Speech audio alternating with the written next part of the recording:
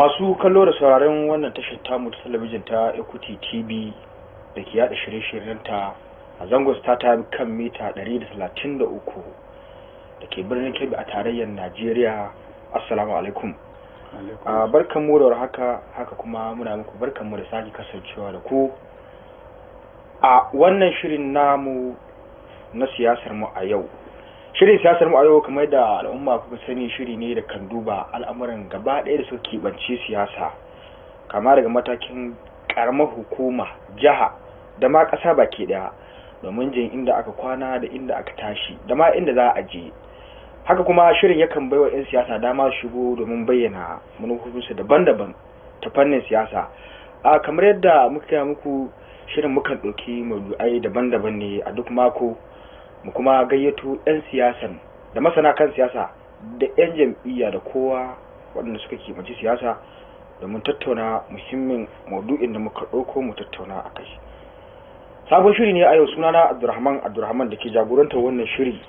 A wannan satin za mu duba makomar jam'iyyar PDP a jihar Kebbi gaba ɗaya a babban zaben shekara ta 2023 da ke tafe. Domin tattauna muhimmin wannan maudu'i da muka ɗauko, yanzu haka muna tare da jigo a jam'iyyar PDP a jihar Kebbi kuma ɗan siyasa. Babban bakon namu shine Alhaji Aliyu Magaji Kalgo, ranka yi daɗe, wanda ba bako bane ma a wannan shirin namu. Ranka yi daɗe, muna maka barka da zuwa wannan shirin namu. Barka ka dai.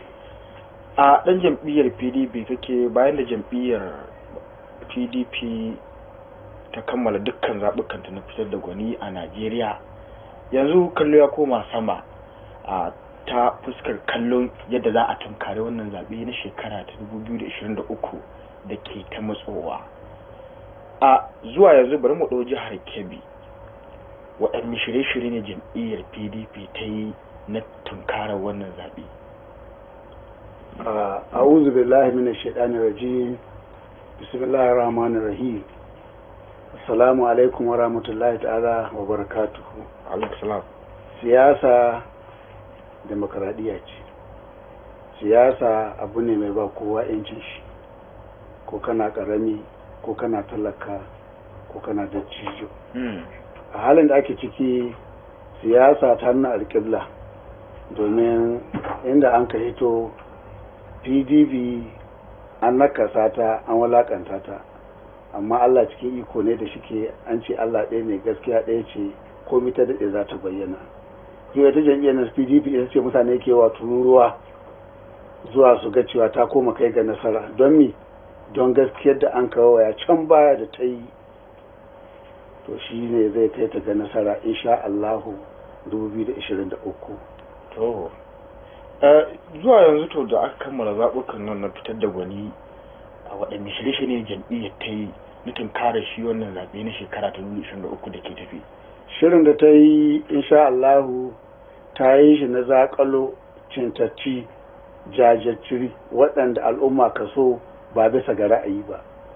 Duk inda ka bincika wanda an ka tsaye suwa daga bakin ɗan majalisar jiha har zuwa ga shugaban ƙasa, abinda jama'a ne ke sha'awa ba abinda an ka tilasta musu ba.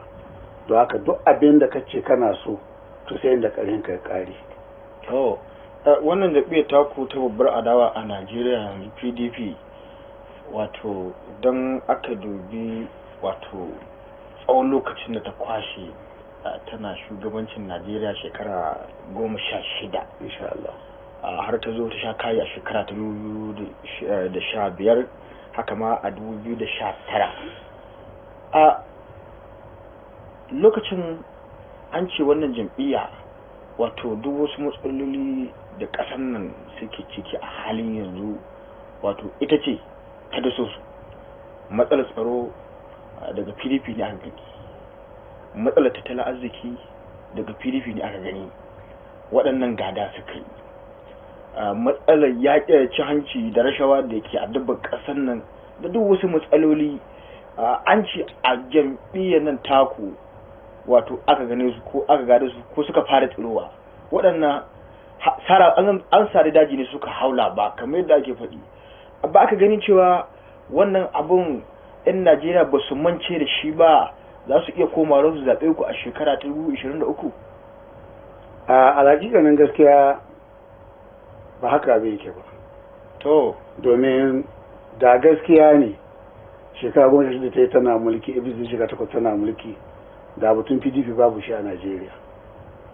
amma da shike abu ne wanda ya zamanto zamani, Allah shi adda zamani, maradin lokacin da abin ya zo a mai sai ga Allah sai aka ce duk wanda dan PDP kafiri, dan PDP kafiri wake al'umma.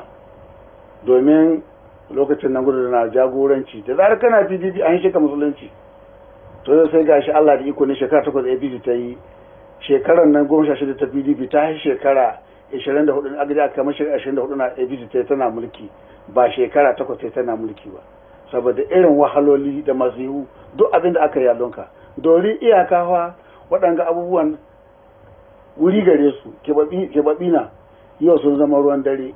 Yau ko mu da anna a cikin jihar Kebbi ba mu cikin kwanciyar hankali bisa ga abokatiya, kana gidanka a fitar da kai, a yi awon gaba da kai, a ce sai ka kawo kaza, karshen ta a kashe ka, kuma a kawo abin nan kuma bukata ba ta biya. A kana magana tsaro ne da na fahimci ka. Ai magana tsaro ka kawo. Sannan kowa ne cewa shekara ta 2015 lokacin shi Goodluck Bello Jonathan. Na'am.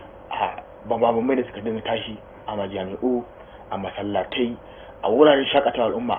Yan ta'addan Boko Haram a arewa musu gabashin Najeriya sun addabi mutane a wannan lokacin.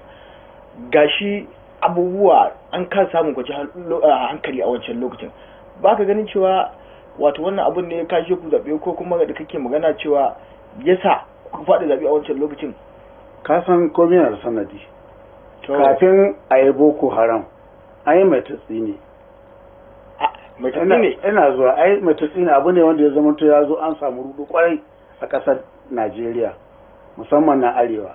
To ko yanzu Boko Haram a arewa yake. Waɗannan da kawai na abin ni ban san su ba, kai baka san su ba, Allah shi ne ya san su. Kuma suna yi ne, ina za suna yi ne don tasu muradi, don layihi gallaza ga waɗanda ka jagoranci a wannan lokaci. Ai yanzu abu na faruwa, ai sai dai a ce Allah, ba a cewa Buhari, amma lokacin ya faru sai dai a ce lokacin Goodluck. Ni kawo haka. Ai in an san Allah shi ke kawo al'amari, da ba alakanta abin da Goodluck ba. Sannan tsaron nan da ba PDP ta da wata manufa, abin da muke ji ko kuma muke gani wanda ya gudana, an yi Goodluck zai tsaya takara wannan lokaci, yace ba zai ba, kuma yana nan jam'iyya ta yace ba zai fita ba. A shi kaga inda a ce Goodluck shi a sanadin wannan abu ko bi ta azza wannan abu, da abin nan bai kasance haka nan ba, sai dai ya ƙara zama kamar kashi ne, kana ji kana kyamata. To amma da yake ta gaskiya ɗaya ce kamar ni ce maka, alhaƙiƙanin gaskiya wannan abu muƙaddari ne, ya zo bisa ga daidai lokaci, madadin a koma ga Allah a roƙi Allah, sai aka danganta da shugabanni. To tun da ka ce ba PDP ba ce, me yasa aka fatattaki PDP a wancan lokacin? Abinda za ka bai ta da lokaci yanzu na idan ina babba ne ya zamanto ina son ya aure, ban auren gaura, sai dai Allah ya kaddata ya aura, amma fata ta aure budurwa. Idan na kawo shekaru ko ina son wani abu in yi shi, ba zan yi shi ba, saboda ni komai lokaci yake da shi. Kana ganin cewa kenan wannan lokaci ne ya kada ku a wancan lokaci na ya kada mu. To har da shekara ta 2019 ma da aka zo shi nan ma lokaci ne. Ita ma mun ci amma muka ci zaɓe, amma tun da ba amma muka ci zaɓe, mu muka ci zaɓe. 2019 fili ta ci zaɓe. Wace hukuma ce ta bayyana cewa ku ci zaɓe? Ba ta bayyanawa don tsoro ta kai ta bayyana tun da suke jagoranci. Amma alhaƙiƙanin gaskiya ƙuri'un Atiku su an ka ba Buhari, ƙuri'un Buhari su an ka ba Atiku. Ba ku da ƙarfi ba, ku ba ku ƴan Najeriya bane da saboda ku bi kadi hakkin. Atiku yana tawakkali, Atiku yana da imani. Ya je kotu ai. Da ya je kotu aka nuna ga abin da aka son yace ya bari. Kuma da ya kukan bai kowa jiya ba. Bakin abin da ya kamata shi na yi. Don abin ka ya bace, abin da Allah ce da abin ka ya bace ka nema, yace idan baka samu sai ka hakuri. Amma bai ɗauki irin matakin da Buhari ya ɗauka da an ka shirya shi ba, da ya faɗi har an ka zo zaɓe har Obasanjo sauka Buhari na nan kotu. Yanzu kana dai magana cewa baka yarda shi matsalar tsaro daga wurin ku ta samu asali. A mu ba daga PDP ne ba, don yana daga PDP na da mu samu rinjaye ba. A wani lokaci ne aka samu Boko Haram ta fara samu asali? Boko Haram to gaskiya tun gulo bai zo Boko Haram ta haru kunna kai, tun lokacin Mariya Ado ta dan kuma. Kenan an mulkin PDP ne dai. A dai PDP ne. To ai ka san idan ba a son ka duk wata ya za a biya don a shafa ma lam'a, ana kokari a yi. Yanzu idan yana son ka ba mai banna min kai, idan ban son ka wala ba mai gyara min kai. Don haka abu ne wanda aka dubi a za a yi in karci abu ga jikina in ya sai abin da ba shi ga cewa in ya da kashin huta da kuda. To shi ne aka yi muna. Baya ga fannin tsaro akwai tattalin arziki waɗanda a lokacin ku an ga irin yadda aka kamo wato waɗanda suka rike mukamai ana baje kolin su mazambata da barayin gwamnati, kowa ya ga lokacin da aka kamo su waɗanda suka yi tafiya a wancan lokacin su marigayi nace marigayi su kan samur suki wanda kowa san a lokacin ku su irin su mi ake kiran su Dizan Alisan Maduki a tsohon ministan kuɗi da su Ingozi da suka tafi a lokacin ana ta kamo su ba ganin cewa ko wannan matsin tattalin arziki cewa an zarge ku da ku ne ku kwashi dukiyar nan, wannan gwamnati bata gadi wasu kuɗi ba ma za ta yi aiwatar da wani aiki. Ba ganin cewa wannan matsala ita ma ta tattalin arziki da aka ce kun wawashe asusun gwamnatin tarayya, kun wawashe asusun gwamnatin ƙasa, kun kashe ƙasa, ba a ganin cewa tun a lokacin ku ne wani samu asali wannan baka da lokacin ku bane? Ba a lokacin mu bane, domin alhamdulillah ka zo min da kai min kai to Alhaji Atiku, His Excellency Alhaji Atiku yana raye kullum faɗa yake. Wani Atiku Abubakar dan takar shugaban ƙasa kuma shugaban ƙasar gobe insha Allah. Kullum shi na magana idan akwai inda ya sata shi kada a raga mai, kada a ruha shi, a zo shi shirye yake a kama shi a ji a mai hukunci. Har yau an kasa, amma ga barayi ana kallo wanda aka dunsu aka da mutunci suke da tsaro. Kwanan nan ka sani na sani, duk mai sauraron rediyo, duk mai kallon jarida, duk mai kallon TV ya gani abin da aka ce shugaban Hassan Hasoshi na soja ko inda aka ce a gano a cikin gida ne. Mulkin PDP ne. Zargi ne, ai kotu ake zo ake, wannan zargi ne aka yi. Babu zargi ga abu zahiri. To amma ai kullun tsari ya ce ko da ido da ido aka kama abu ko da ita za ta tabbata su, ai wannan zargi ne ake yi ba a tabbata su ba. Ashe duk irman bidin zargi ne an kai ta inda an kai ta. Kotu ita adda hujja ko hurumi ta tabbatar da cewa abin mai laifi ya laifi ko da ko ka kama, amma ai wannan zargi ne ake. Shi barawo ne, mai gaskiya ne. To a hakikanin gaskiya PDP alhamdulillah tun ba a teko yana ba shekara 8 sun zama kai mai shekara 1000. Kamar mutum ne Allah shi an shi rayuwa ta yana bautar Allah, in ya yi ta wahala ya ta hana talakar shekara, idan da ya ta Allah ba aljanna zai manta da wahalar da ya sha. Idan baka bi hanyar Allah ba in ka shekara 1000 kana jin daɗi, idan da kan mutu an ka saka wuta sai ka zama mutum jin daɗin duniya ba. Don haka PDP an san muhimmancin ta, an san alherin ta, an san kirkin ta. PDP tana da mutane nagari, ka sani na sani. A bangon kasar nan yau waɗanda ka turuwa ga suna a cikin gwamnati suna turuwa suna barinta, 'yan majalisar dokoki, 'yan majalisar dattawa, 'yan majalisar jiha, kana jiya suka fi cewa daga jami'i suna koma PDP. Da a ce PDP nan ta shuka abin da ba gaskiya ba, kafin mu kai nan muna nan tafi. Tunda baka yadda ba cewa duk waɗannan matsalolin daga PDP suka samu asali kamar yadda ake faɗi. Na'am. A lokacin da ita wannan gwamnati da ke kai yanzu ta zo a shekara ta 2015, a duk da kalubalen tsaro da ta tare a wannan lokacin da ake magana matsin tattalin arziki da abubuwa, ya kaga kamun ludayinsu wurin kokarin inganta rayuwar 'yan Najeriya ta waɗannan abubuwan da babu a lokacin, ya kaga kokarin ita gwamnatin APC a halin yanzu? To gaskiya ni ba wani kokarin gwamnatin APC ba, kuma ba ina da in soke ta ba don ba tana jam'iyyata ba. Ba gani ba? Ban gani ba, don abin da san ce ban gani ba, da tana da wannan kokarin da sai dai ta ƙara mutunci da kuma al'umma. To amma madadin ta yi mutunci da al'umma sai ka iske mutum na wanda ka iske mutum 10 yau sun kuma mutum 2 ko mutum 3. To amma ka ko ga yan akwai da haka ba ta kasance ba. A'a ni ina ma tambaya ne, akwai wani bangare da kaga ta yi kokari ba a cewa babu, kenan baka ga duk ta kan ta kokari, don wanda duka so can yan kaliyan din nan ka san su na san su, al'umma sun san su.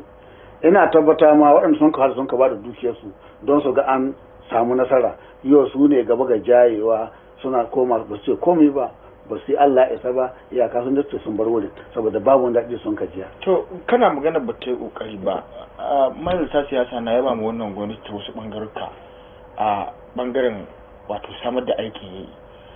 Zuwa wannan gwamnati kowa sun yadda wato ta ɗauki ma'aikata matasa sama da 10,000 ko 120 da ake magana cewa sun samu asusun yan fawa. Banda shi akwai tsare-tsare da gwamnatin tarayya ta kawo, aka ɗauke su inganta noma a wannan jiha da kake. Shi shugaban wannan jiha, hilin wannan jiha shine sarkin noman Najeriya man Afirka. Inganta noma, samar da shinkafa, tattalin arziki, an ga yadda ake kokari, aka naɗa kwamiti tattalin arziki ake magana ya bunƙasa, yin hanyoyi ga in ka kama hanya zuwa Abuja da aka ce kana awa 11 amma yanzu cikin awa 7 ka isa da dai abubuwa ba gani cewa waɗannan duk kokari ne a hakikanin gaskiya an ragon shi kyawu tun wanka batun cewa wai an ka tallafi koyi na ta yi da ta yi koyi PDP ta yi da an san ta ba da alheri. Wani tallafi PDP ta kawo? PDP ta kawo shuwafi.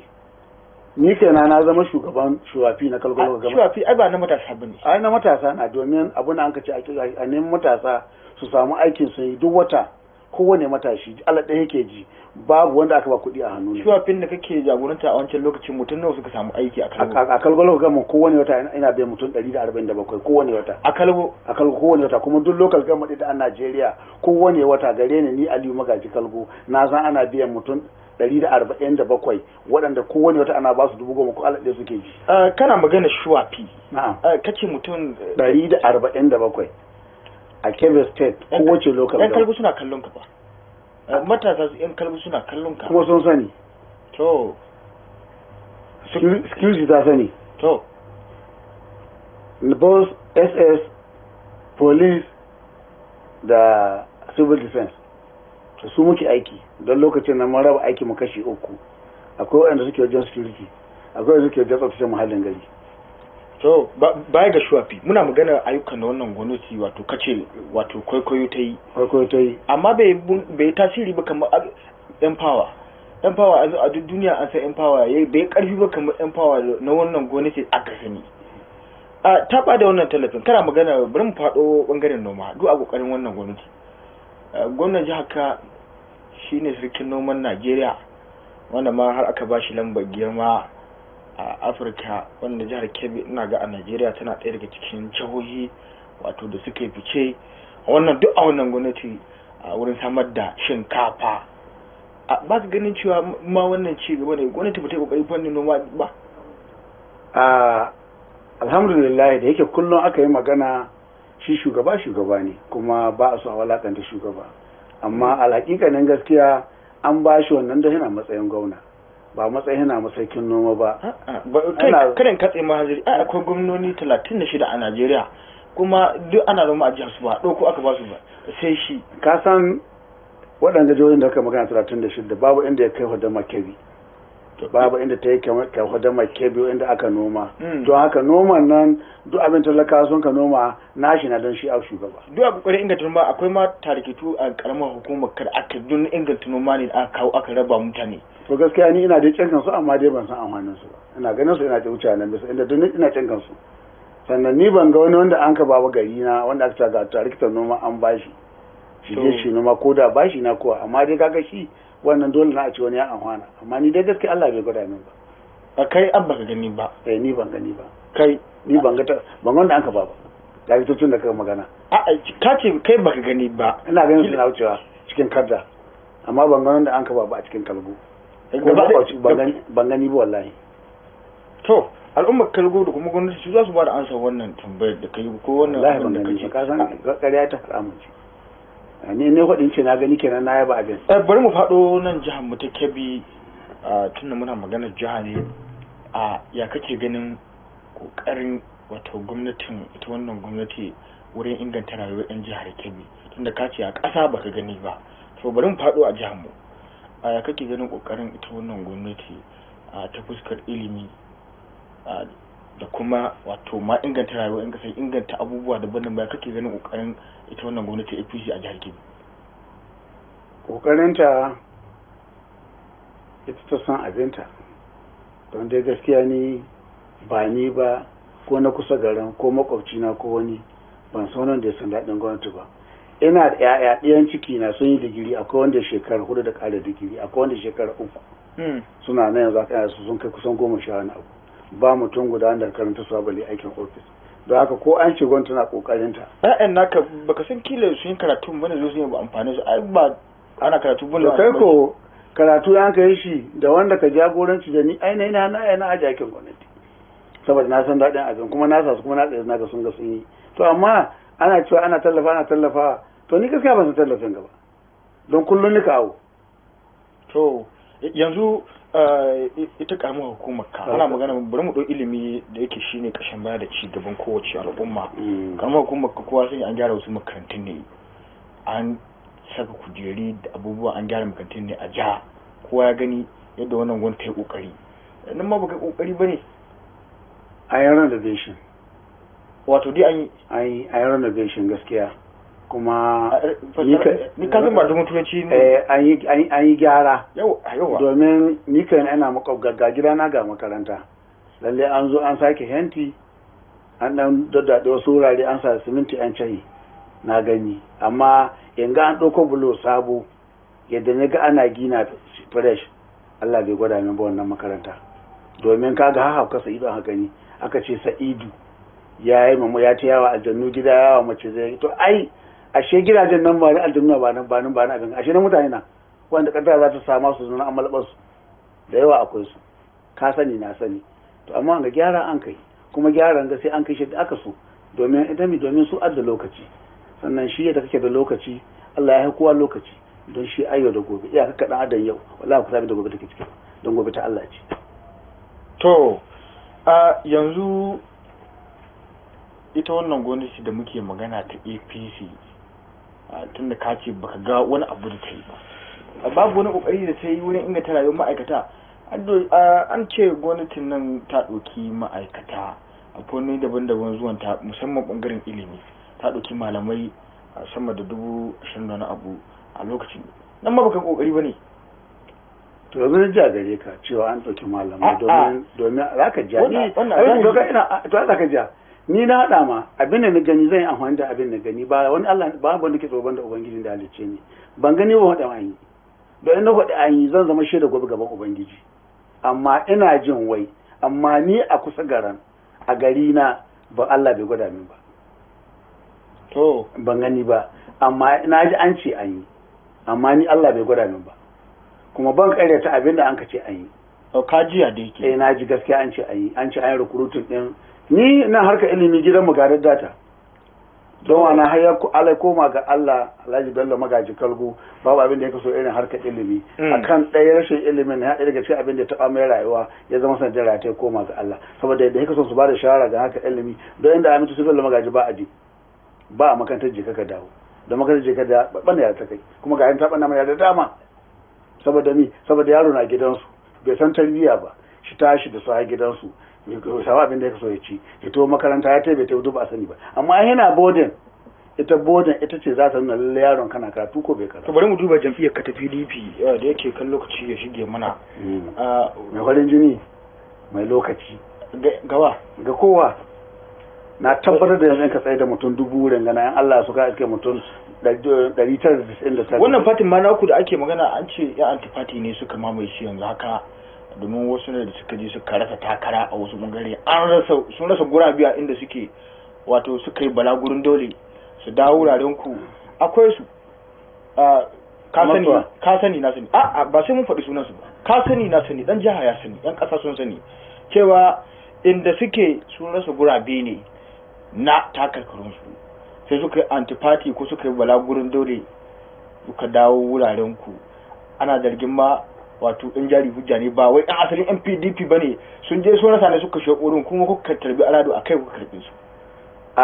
Batun cewa ba yan jam'iyya na ba a ji wannan, domin hatta da gwamnan kuma ce ɗan PDP na, don ita ya baro aka ji ita baro kuma APC. Ai ba gwamnan muke magana, ai duk ce gudata. Don haka Alero ɗan PDP na ya bata ya koma APC, shin don mutu ya koma gidansu sai shi lahi ya ga gidan nasu bai mai layin komi ba, yanzu ya gano cewa gidan nan shi a gidan kwarai, don haka ga ya kwamace ma shi koma ma jam'iyya ce, ko na tabbata ma ko ba tsaye da Aliyu ba ya san shi PDP, saboda ya gano wallahi ba shi ɗaya ba, in yanzu nan taimaka tara mutum 1000 in Allah ya so mutum 900 da wani abu zaka iska suna da rashin da PDP ɗin, saboda an gano a zalunci aka zama PDP ba ta da shi, illa abin da ya ɓanna ta ba shi kamar shi guda ka ɓanna iri. Dama abin da kan PDP bakin jini ana wadin wani kahiri, to ai wasu abubuwa da kahiri ke yi shi an san kahiri ne, kuma an san bai san Allah da ke ba, don bai ya imani da Allah bai imani da Annabi Muhammad sallallahu alaihi wasallam. Waɗannan mutanen da kake magana duk da ni ba ambace su ba kam, sun rasa takarkarin su ne a jam'iyyun da suke, kamar yadda na faɗa maka sai suka yi balaguro ba rasa ana son kai ba, sha'awa suke dama, roƙo Allah suka shiga musu hanyar da sun ka koma gidajensu don na agololi na, amma sun koma gidajensu inda suke ɗiya masu gida. To faɗa haka suka yi kuka ji? Ai ba haɗi sun kai ba, mu mun san sun dawo gidansu kuma mun san muhimmancinsu, kuma duk ɗan jam'iyyar PDP a Najeriya ba ɗan Kebbi State ba suna farin ciki a ce yau waɗanda ka tunani sun koma gidajensu. Ya wani agolanci bai ba, don dai da aka so a kyautata ma agola wallahi ta ɗan masu gida ƙoshi. sai dai Allah ya kaddaci ya ɗiban mai ya ba shi wata hanya ya mai wata ni'ima to da ya kula. A siyasar mu haka ta gada, domin ai ko a wurin ku jiya mun ga shekaran jiya kai, kuma yadda na ga muka gani akwai wasu da su ma da suka yi sauya sheka suka yi balaguro suka koma ita wannan jam'iyyar taku. Ana ta gudu haka siyasa ta gada. Siyasa ta zuwa PDP ba ko jiya ba gani kuma shiga shugaban kasa ba har yan takarar gwamnati APC mutum na ansa mutum hudu ya ansa. A ina? A abin ga a Sokoto shekaran jiya dan takarar Okowa mutum ɗaya ansa shekaran jiya. Kuma ina mai tabbata ma ka zo da idanu in Allah ya sa rayuwar matakai ka a ce maka zaɓe yadda ka san turuwa na ta yana baka sai akwai zaɓe PDP ba. Yanzu akwai ɗauna abu wanda aka ɗan jiya ɗan kaɗan ban san gaiba ba amma zahiri ne ka aiki da shi domin komi lokaci gare duk wulaƙancin da PDP ta gani ina mai tabbata maka ita ce ta ga uba ne saboda ni saboda an ɗauki cewa a sami wuta makera a shi tana can masaka. Gawa? Ga al'umma don na daidai ga yunwa ga fatara. Gawa? Yau idan ka ina ganin ita yunwa gawa take ga mutane. To mutane su suna gani mutane ina jin ka bayan da ka gane ko akwai kowa ya san yanzu da ta yi tsada ta wuce hanya. Idan abin da ka san da PDP ta bada mulki 2015 duk abin da aka sai naira 120 yayin Allah so ya 800 ko naira 1000. Shi kuke kafa hujja shi wanda matsin tattalin arziki ne wanda duniya ma na fuskantar matsalar wannan ba Najeriya ba. To kai ko ba ganin in akwai zo zamanin kan yanda an ji daɗi ai ba tunanin wahala wancan da aka inda zai ma ji daɗi ba a ji daɗi gaskiya. Amma ana la'akari da lokaci ai da ake ciki. Lokacin shi na ya kawo hakan ga da irin halayenmu da irin shugabannin da akwai. Dama kuma shi dai yan takarkaru kai kare lokaci yake batu yamma yan takarkarun da kuka tsayar ana tunanin cewa wato ba yan azalin fatin bane waɗanda suka halar fati kawai an ce an ɗauko su ne aka ɗaɗɗaya wanda kuka a'ala a jihar Kebbi. Zaɓe aka yi ko ina. To zaɓen wanda jama'a sun ga ya dace musu a rayuwarsu su talaka su sun ka zaɓe abin su da bakin ƙaramar hukuma ta da sani kalgo har abin da ya kai ka ƙaramar hukumar zuru babu inda an ka ɗauko an kai ɗora aza. To babu inda an ka ɗoro an kai ɗora aza abinda annan jama'a na su sun ka ga ya dace su tsaye da mutum su tsaye shi. Yan takarar kutsa kana da yakinin cewa za su iya cin zaɓe a shekara tudu. Insha Allahu ranar da za a je wa ƙuri'a ta 'yan majalisar jiha. Yan majalisar jiha da ta gwamna ko kuma ta shugaban ƙasa za a fara da izinin Allah ta'ala ko da aka ce maka ƙarfe 12 na rana an ƙara zaɓe. Ko duk me da kuke kafa hujjar shi wannan cewa saboda zahirin da magani mutane abin ruwa sun kawo musu nan sun matsa lokaci bai ba su je su ba da sakamako. Sun mutane su ba da sakamakon abin da an ka ƙuri'a ba ai jama'a zuwa su ba da sakamako ni da ni da kai ba mu da ba su jama'a za su ba su. Amma kada ka mata ta wannan zabe ita ke mulki Najeriya ko suna da mutane su suke da har gobe ana mata da biyayya dukkanin su suke da kujeri mafi yawa a Najeriya suke da shugaban kasa shugaban majalisa da gwamna da kuma kowa suna ganin cewa tunkarar shugaban kasa halin sun saurari abin da ya ce ai ga wani so ya ce sai da takarar abin da shugaban kasa ga yanda sun kakata sun masu kallo da sauraron mu kada a manta shirin siyasar mu a yau ke zo muku daga nan gidan talabijin na Equity TV da ke birnin Kebbi a tarayyar Najeriya. Muna cikin shirin siyasar mayo inda muke duba makomar jam'iyyar PDP a Najeriya a shekara ta 2023 da ma jihar Kebbi da 'yan takarkarin da suka tsaya. Za mu je takaitaccen hutun rabin lokaci. Idan muka dawo za mu kasance da ɗan takarar ɗan majalisa na ƙaramin hukumar mulki ta Kalgo a jihar Kebbi wato Honorable wato Gidado Musa Kalgo ko kamar yadda aka faɗi za mu kasance tare da shi. Na haka a dakace mu. Zuciya barzance kwakwalwa tana kai sako kan batun soyayya da baki ba zai furtawa. Zuciya barzance kwakwalwa tana kai sako kan batun soyayya da baki ba ya furtawa.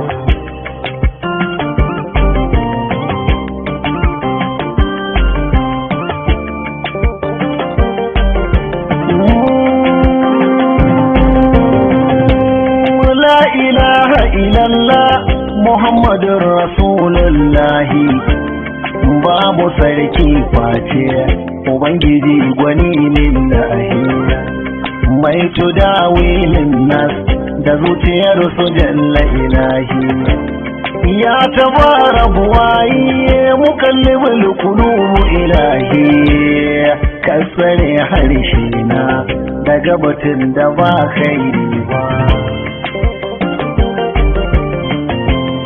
kada ka yarda ya zamuto wa zuciya ta zama tsani na kada ka yarda ya zamuto harshe ya zama linzami na kada ka bar ni da kaina sa hankali yake tashi na kai mini ilhama da ilimi cikin lamurana duk abin da na saka a zuciya ba zai illa ba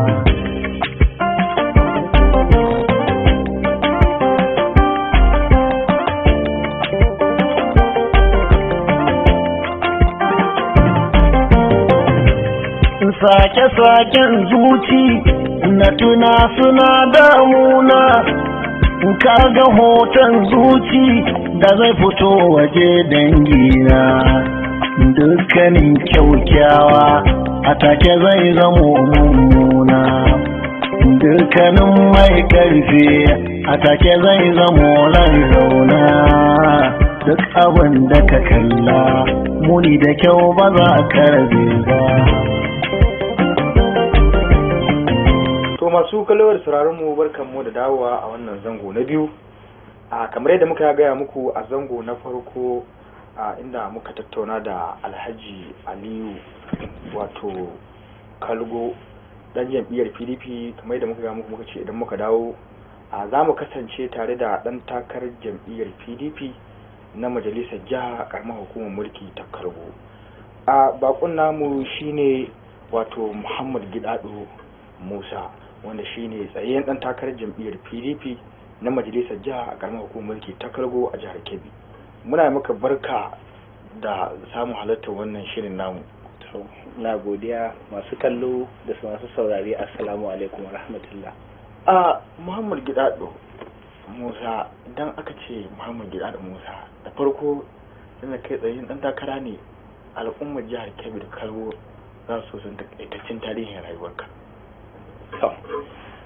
Masu kallo kamar yadda mai gabatarwa ya gabatar, sunana Muhammad Gidado Musa, ni dan Kalgo ne haifaffen Sokoto kuma na yi karatu a Sokoto, na fara karatu a Sokoto daga baya Ubangiji Allah ya kaddare ni da gama primary school dina a Zaria cikin shekarun 90s zuwa 2000. Daga baya Allah ya kaddari dawowan inda na fara karatu na a wata makaranta a karamar hukuma Tambuwal duk a jihar Sokoto, ita kuma wadda ake kira Community Day Secondary School. Bayan ta inda na fara daga baya na koma akwai makaranta cikin garin Sokoto ana kiranta Nagarta College. Bayan na yi shekaru 2 zuwa 3 sai na dawo nan Argungu Kanta College to nan na gama secondary school. Bayan kammala secondary school Allah ya ban sa'a na kai ga shiga wata college wadda ake kira Shehu Shagari College of Education a Sokoto. Kwalejin koyarwa ko horarwa ta malamai. Insha Allah. Inda ake kira Shehu Shagari College of Education na Sokoto. Na karanta chemistry computer. Da na gama ina ganin zuwa shekarar 2011 shekara 2010 sai Allah ya kadarce ni da zuwa sashen kudu na yi shiga wata makaranta wadda ake kira Crescent University a Ogun State a Bekuta. Nan kuma ban sanya zan sashi da Hausa ba, kamar abin da na karanta ana kiran shi a kimiyyar kula da muhalli da ruwa da kuma ma'adanan ruwa, wanda ake kira Environmental and Water Resources Management. To bayan na gama sai kuma harka ta siyasa. A wace shekara ta gama? na gama a shekarar 2015. ka gama na gama can a Bekuta din. Ya aka yi katsanci kanka a harkar siyasa? Shin tun tashin ka kana da burin cewa wato ka shiga siyasa ne, ka shiga harkar siyasa ne, ko kuma daga baya ne ra'ayinka ya canza ka shiga harkar siyasa? To gaskiya lamari na siyasa abu ne mai tarihin gaske gare ni, saboda ina da tarihi kwarai da gaske ga siyasa. Kusan zan ce ina da kakanni ko kuma ina da kaka wadda to zan iya cewa ma dai a dunkule ta gefen mahaifiya inda na hito, gaskiya Saddaunan Sokoto Ahmadu Bello kakana ne. Don haka tarihin siyasa Premier Arewa kakana ne, saboda haka gwagwarmaya ta siyasa a tarihance muna da ita. In ka dawo nan Kebbi kuma, nan Kalgo akwai jigo na siyasar Kalgo, na siyasar jihar Kebbi, kuma jigo a siyasar Najeriya, wanda Ubangiji ya kadarci 'yan shekarun baya Allah ya mishi cikawa. Ana kiran shi da Alhaji Sani Umar Kalgo, wanda kowa sani da Sani Dogo. To lallai yaya ne ga mahaifina, babana Alhaji Musa Ke Umar, shi kuma Alhaji Sani Umar Kalgo. Na haka yaya ne ga babana, su kaga ta gaba da baya ko ta gefen mahaifiya da mahaifi, gaskiya duka ina abin tambaya anan da nake tambayar ka baka fahimta. Ina ga wato tun tashin ka ne kake da burin, tun kana yaro kake burin wata rana kai ma ka yi siyasa, ko kuma daga baya ne wato bayan ka kammala karatunka ka ji barka tsunduma ita wannan harkar? To ai kaga kamar masu magana suna cewa gado ba ƙarya bane. Da na tashi na iske ga inda na tashi ta gefen mahaifiya, na kalli ga inda tsatsona yake daga gefen Ahmadu Bello, nan na zo kuma na iske ga shi su marigayi Baba Sani, su Audu Magaji da duka an ta gwagwarmaya an kai inda an ka kai. To gaskiya tun daga wannan lokacin na ga to ai abu ne wanda yake ga iyaye da kakanni suna ciki ne, sannan kuma bakin gwargwado alhamdulillahi an kai inda an ka kai. To gaskiya tun ina yaro na sama kai na sha'awa. In ka koma tarihanci saboda lokaci, wanda juye makaranta da ni ya san tun daga mataki na nursery, Allah ya san tun daga nursery akwai abin da ake kira, ban san Hausa yadda zan sashi ba, ana ce mishi class monitor. To tun daga wannan lokacin duk wanda ya makaranta da ni ya san babu makaranta wadda ni hice ta. Gaskiya mukamance, in akwai abin da an na siyasa makarantar nan, gaskiya na rika shi. In kuma mukami ne na aji, bakin gwargwado na tashi da shi. To na tashi da wannan so na siyasa na jagoranta al'umma bisa ga adalci. Kuma duk wanda sun kai karatu da ni gaskiya sun san wannan. Babu shakka, kamar da ka bada tarihin rayuwarka da muke da a takaice, kai dan gado ne wanda wasa ke cewa wuce dan koyo. Bari mu dubo na abu. Bayan da kai tunanin ka shiga harkar siyasa, akwai jam'iyyu daban-daban a Najeriya, daban-daban waɗanda suka yi fice. Shin me yasa kai tunanin bari ka tsunduma jam'iyyar PDP har kai takara a ciki? Masha Allah, ka yi tambaya wadda kusan zan so duk wanda Allah ya samu mu'amala ta haɗa mu yamin wannan tambayar. In ka dubi siyasar Najeriya, ka kalle ta da kyau, ka kasa ta ga tiri, za ka ga duk wata jam'iyya to an dai kirkire ta ne, amma ƙarƙashin wa'yan biyu suke. Akwai abin da ake kira major political parties. So a Najeriya, in muna da parties, in muna da jam'iyyu sun yi dubu, to in ka jinjina su za ka ga kwara biyun nan ko da yaushe su ne adda ƙarfi. Wanga lokaci mun cimma kanmu akwai APC, mun cimma kanmu da PDP. Inda mun ka fito, PDP ta yi mulki, duniya ta ga wani irin mulki al'ummar yan PDP sun kai, ta ga wani irin riko jam'iyyar PDP ta wa Najeriya. Mun ka zo, an ka zo, muna cikin wayanda mun ka balle daga lokacin daga PDP, mun ka je muna cikin matasan da an ka ja. Don ka gane ni nan, na rika mukami wanda ake kira kamar shugaba na yankin arewa, arewa maso yammaci gaba daya da muke ciki, Northwest kenan, a wata kungiya da ake ce ma Young Progressive Congress, har ta zama Intellectual Young Leaders Network.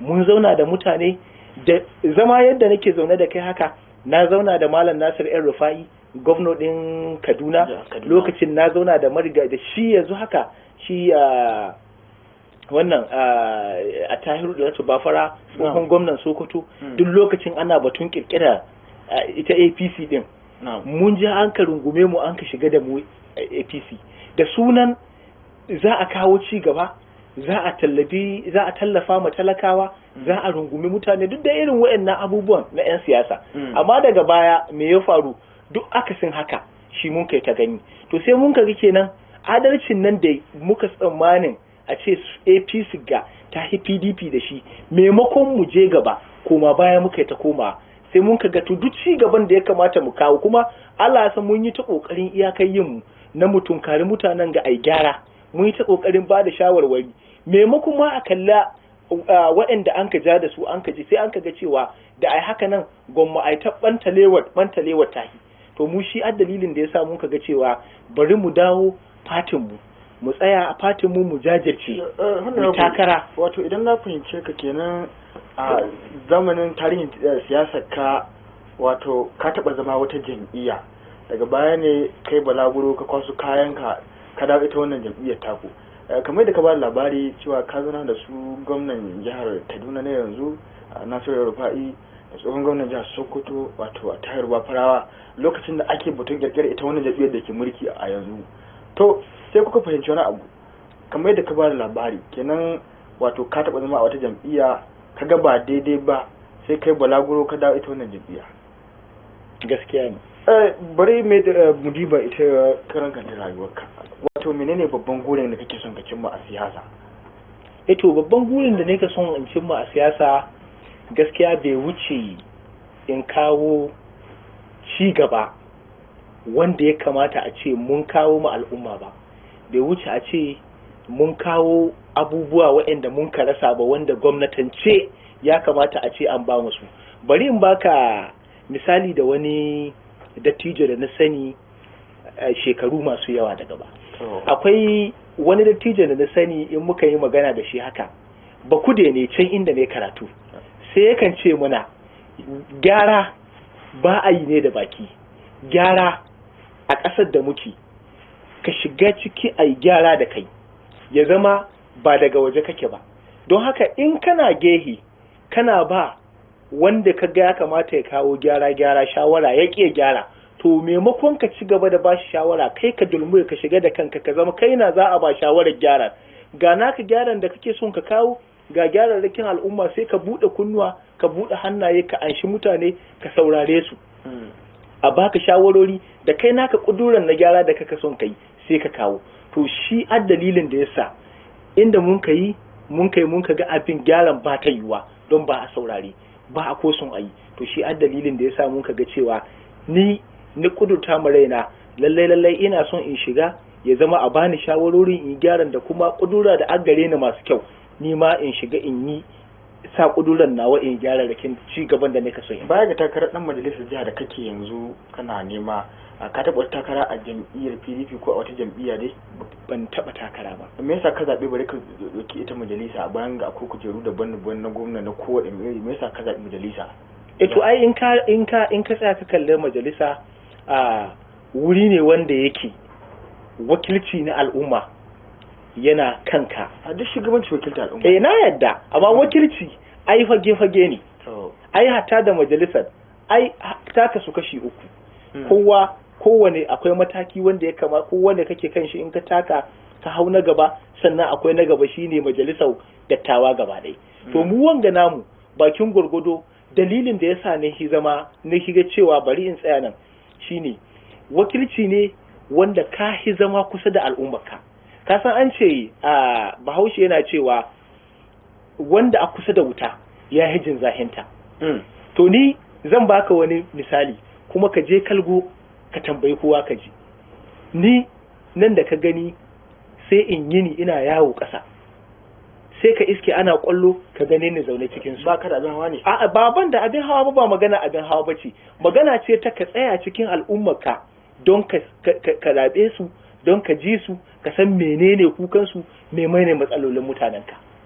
in baka zauna da mutane ba ai ba za ka san me matsalar su ba. Yanzu wanda a Abuja ko wanda a Kaduna ko wanda a kai ba Sokoto ba ko nan birnin Kebbi kake zaune a ce ka je ka wakilci mutanen Kalgoto kai ya da su tunda baka san me suke ciki ba, ka shiga shiya guda baka san ya matsalar ta ba. Amma mu da a tare da su, mu a zaune da mutanen mu ka yadda suka yi, don haka mun san matsalolin zahiri. Karin katse ma wani hanzari, kana magana cewa wanda baya cikin al'umma akwai zarge-zargen da ake faɗi, al'umma masu sharhi ke je cewa ita wannan jami'a ta ko ai da irin waɗannan ne aka cika ta, waɗanda ba su halar fati ba zaune suke tare da al'umma ba su ne aka ɗauko aka kakkafa a ɓangarori daban-daban. Ito in akwai wannan zarge-zarge ni ban san shi ba kuma ban taɓa ji ne ba. Ok, abba ka ji ba. Ai ni ban ji shi ba, ni ban san shi ba, ban ji shi ba. In dai akwai wannan zarge-zargen gaskiya ban san shi ba. Amma abin da na sani tambayar ka ita ce na baka ansa, wanda a kusa da wuta ya hijin zahinta. Don haka wanda a tare da al'umma tai a dunkule da su ka komai tare da su ya fi sanin mi an matsalar su. Yanzu a karamar hukumar da kake, bari mu dibo na kafin mu kai nan ma, a lokacin da kace za ka yi takara da ɗan majalisar jiha, a da mai kalubale ne ka fuskanta wurin jama'a, wurin abokanin ka yan takara, wurin jam'iyya, waɗanne matsaloli ne ka fuskanta a wannan lokacin kafin a tsaye da kai? Eto ai kamar yanayi ne, al'amari ne na rayuwa. Duk abin da ya zama ka tunkare shi kuma har da ya zama kyakkyawa ne, to dole ka ga mai daɗi ka ga mara daɗi. Amma ni magana ta gaskiya, ni tsakanina da al'umma, tsakanina da waɗanda sun ka zaɓe ni, tsakanina da abokaina 'yan takara, mun fahimci cewa takara da mun kai biɗa ce, biɗa ko a samu ko a rasa ce. Sannan in mutum ya kai mutum 1000, mutum guda ake so ga wannan wurin. Don haka mun sa tauhidi ga mun biɗa Allah ya bamu, kuma cikin iyawa Ubangiji ni gaskiya ban fuskanci wata matsala tsakanina da abokan takara ba, ban fuskanci matsala tsakanina da mutane ba. Don hatta da aka yi primary election, zaɓen share fage, ina iya tunawa ɗaya daga cikin abin da na hima Allah godiya da shi shine ƙuri'a 31 akwai gaba ɗai, kenan delegate mai zaɓen ɗan takara na hidda gwani mutum 31 ne. Cikin mutum 31 Allah ya bani sa'a ni samu ƙuri'a 30, ƙwara guda ta shita. Don haka wanda ya ci ƙuri'a 30, to ban san wata ƙalubale da na gani ba, ci ma Allah godiya. Menene babban wato ƙalubalen da ƙaramar hukumar ka ta Kalgo wato take fuskanta, wanda kake ganin a yanzu idan ka ji majalisa za ka fara tankara ko za ka fara yaƙama a ƙaramar hukumar ka? To gaskiya abubuwa ne da yawa.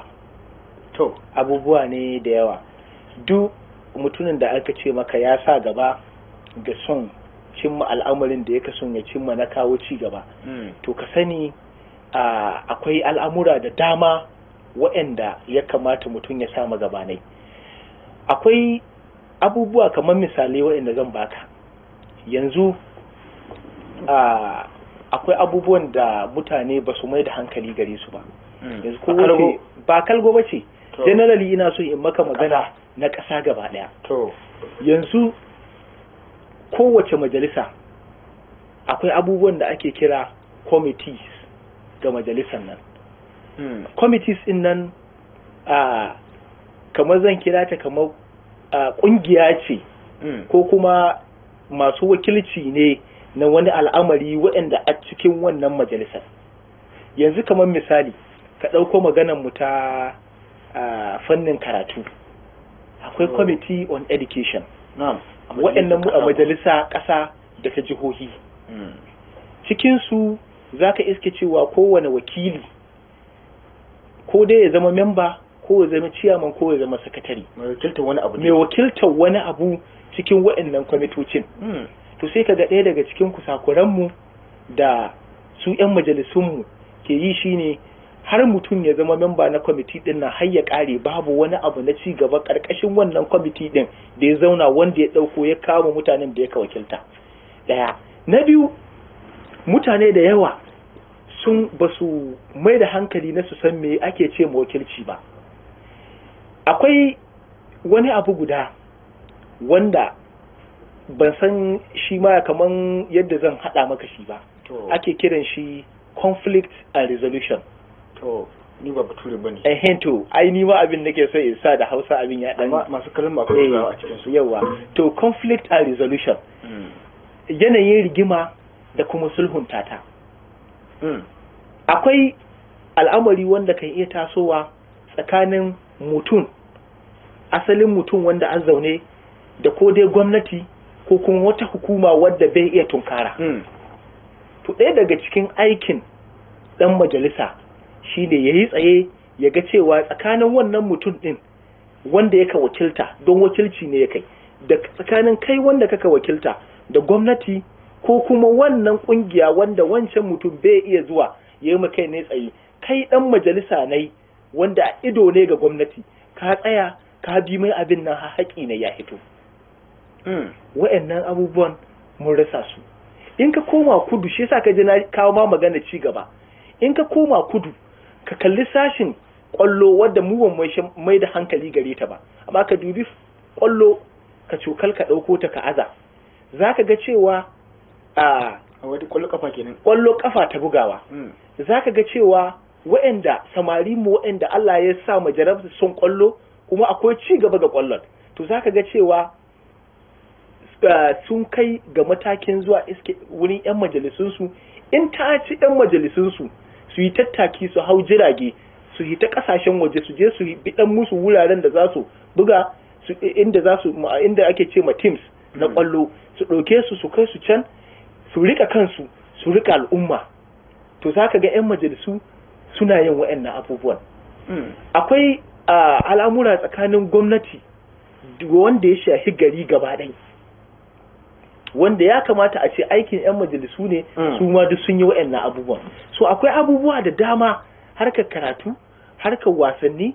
harkar nan conflict resolution da ne magana akan shi development abubuwa infrastructure da ci gaba da ya kamata a ce ya kai ga inda dan majalisa ka wakilta to duk wa'annan ba a samun su ka san dalili saboda rashin samun wakilci mai nagarta ga dan majalisar da an tura ya wakilci al'umma to yanzu tunda kana magana babban burin ka shine dai wato ka inganta rayuwar karamar hukumar ka bari mu duba yanzu wanda yake kan kujerar nan ta dan majalisar jiha Kalgo ka gamsu da ya tafi yadda wato tsarin shugabancin na shekara 8 ko shekara 3 ka gamsu da yadda ya inganta rayuwar al'ummar Kalgo wanda kake son ka gada to wato wannan al'amari ne wanda gaskiya zan so in bar al'umma ta Kalgo masu kallo su ba da ansa ta yi amma ni dai na hito da niyya da ƙudurin ina neman kujerar nan wadda yake kanta wadda kuma ni na san iya abubuwan da nika son in kawo na ci gaba wanda nika son in kawo wanda nika son in yi kuma da irin kalar wakilcin da ya kamata yi to tun dai baka bada ansa ba al'umma za su bada ansa yanzu tun da dai an riga an zana gini kawai rage a wani shiri ne kuka yi na tunkarar shi wannan babban zaɓe na shekara ta 2023 da ke tafi a shiri shi yadda ka jira ce maka al'umma su bada hujja su bada su kallo kai shirin su bada ni nawa shirin ni gaskiya alhamdulillah don duk abin da ya kamata a ce a shirya gaskiya na shirya kuma ina nan kan shiri guda bai wuce a ce kudura ba sannan kuma a sa roƙon Allah gaba sannan a biɗi al'umma a faɗa musu al'umma ka zaɓe ba ni ka zaɓe ba amma haka tun da al'umma ka zaɓe su ya kamata a ce sun yi ma kansu hukuncin da ya kamata su yi amma bi izinin Allah ta'ala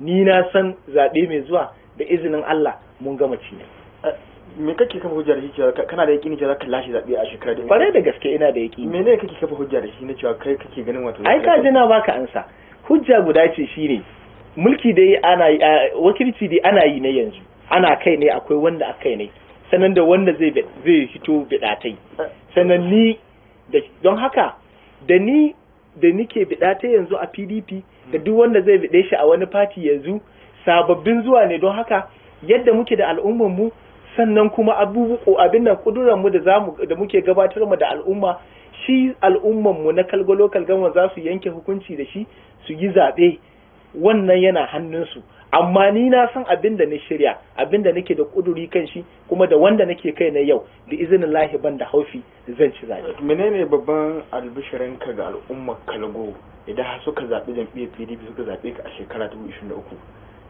Menene babban albishirinka gare su idan har suka zaɓe ka? Albishir guda da zan iya musu shine ina musu albishir da wakilci mai nagarta insha Allah. Bakin gwargwado duk abin da ake kira nagarta to zan musu wakilci mai nagarta, wakilci mai kyau bi izinin Allah ta'ala. Zan yi kokari in wakilcin da ba za a kuka da shi. To da yake ana daga mana hannu lokaci na neman ya yi mana halin nasu yanzu a ƙarshe gaba ɗaya menene wato kiran ka ga al'ummar jihar Kebbi da karamar hukumar mulki ta Kalgo da kake a wurin ganin cewa wato sun zaɓi jam'iyyar PDP a shekara 2023, menene babban kiran ka gare su aka? To a kira na kamar yadda kai magana. Ai kira na guda ne don ka kaiwa kai kiran. Su zaɓi jam'iyyar PDP gaba ɗaya tun daga shugaban ƙasa har me ake ce mishi mataki namu na ɗan majalisa. Ka san dalili? Saboda in ka duba ka gani duk ɗan takarar da aka gare mu PDP bi izinin Allah ta'ala in ka ɗauko ɗan uwan takara ce ga wani fati in ka auna shi za ka ga cewa ɗan takarar nan namu na PDP duk abin da aka so ga ɗan takara ya yi saurai 'yan takarorin nan. Don haka in abu ne ake so wanda ake bukata ga ɗan takara to namu ɗan PDP ɗin sun yi. Wani za su yi talakan kuke ko kana tallata jam'iyyar ku ne? Ba mu da lokaci, muna godiya kwaran gaske da kasance a wannan shirin namu. A masu kallo da kuma sauraron mu idan kuna bibiyar tare da mu kun yadda muka kasance a zangon farko kana kuma muka dawo hutun rabin lokaci muka kasance da babban bako a wannan shirin namu wato Muhammad Gida da Musa dan takarar dan majalisar jiha a karamar hukumar mulki ta Kalgo a jihar Kebbi. Kun ji irin yadda ya bada tarihin rayuwarsa da fafutukar da ya sha da abin da ma ya shiga harkar siyasa da abubuwan da zai yi idan ya samu nasara a shekara ta 2023. Dukkan ku muna muku godiya kwarin gaske. Muna fatar honorable idan dama ta ba mu wani lokaci muka gayyato ka zaka ansa gayyatar mu insha Allah. To a madadin to shine yake so ya sallama da masu kallo masu saurare. Assalamu alaikum, ubangiji Allah ya kai mu zango na gaba, Allah ya so zamu samu halarta. To a madadin babban bakon namu wato Muhammad Gida Musa dan takarar dan majalisar jiha karamar hukumar ke ta Kalgo a jihar Kebbi da ya ansa gayyatar mu da kuma hukumar gudanarwa ta wannan gidan talabijin namu na Equity TV da daukacin dukkanin abokan aiki. Abdurrahman ki cewa da ku mu kasance da ku a wani mako domin jin wani sabon shirin da zamu kawo muku. Assalamu alaikum.